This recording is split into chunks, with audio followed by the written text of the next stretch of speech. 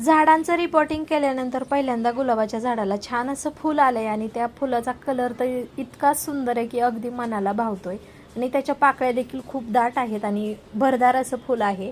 बऱ्यापैकी झाडांना मिळतं जुळतं वातावरणाशी घेता घेता बरेच दिवस गेले. बरेच दिवसानंतर झाडांना फुलं यायला सुरुवात झालेली आहे. आणखीन मोगऱ्याचं झाड देखील थोडंसं म्हणजे डाऊनच आहे, परंतु असं आता इथं सकाळच्या टिफिनची सुरुवात केली. भेंडीची भाजी बनवायची होती आणि भेंडीची भाजी बनवताना सुरुवातीला मला ती चिकट चिकट दिसत होती, त्यामुळे मी त्याच्यामध्ये थोडंसं लिंबू पिळून टाकलं. तर अगदी मस्त अशी सुटसुटीत भेंडी झालेली आहे आणि खायला देखील छान लागते. त्यानंतर पिलूच्या टिफिनसाठी आणि आमच्या नाश्त्यासाठी इथं बीटरूट पराठे बनवायला घेतले. याची जर रेसिपी तुम्हाला हवी असेल तर रेसिपी अशी कमेंट करा, मी तुम्हाला याची डिटेलमध्ये रेसिपी देईल.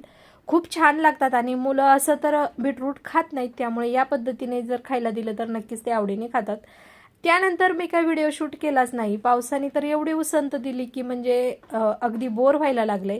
संध्याकाळच्या वेळेस वातावरण थोडंसं बरं झालं होतं आणि केसांना तेल वगैरे लावून घेतलं आणि त्यानंतर मी इथं मस्त असा मसाला चहा बनवून घेतला आणि आज आम्हाला खायची होती खारी चहा. बऱ्याच दिवसानंतर असं काहीतरी खाण्यात येणार होतं. आम्ही वारंवार तर काही खारी वगैरे खात नाही, परंतु कधीतरी वातावरण चेंज असेल किंवा पिलूचा मूड झाला तर मग आम्ही सर्वजण खातो. तर संध्याकाळच्या वेळेस आमच्या सर्वांसाठी छान असा चहा बनवला आणि आता आम्ही खारी आणि चहा एन्जॉय करतो. तर व्हिडिओ कसा वाटला ते नक्की सांगा. चला भेटू नेक्स्ट व्हिडिओमध्ये. तोपर्यंत बाय.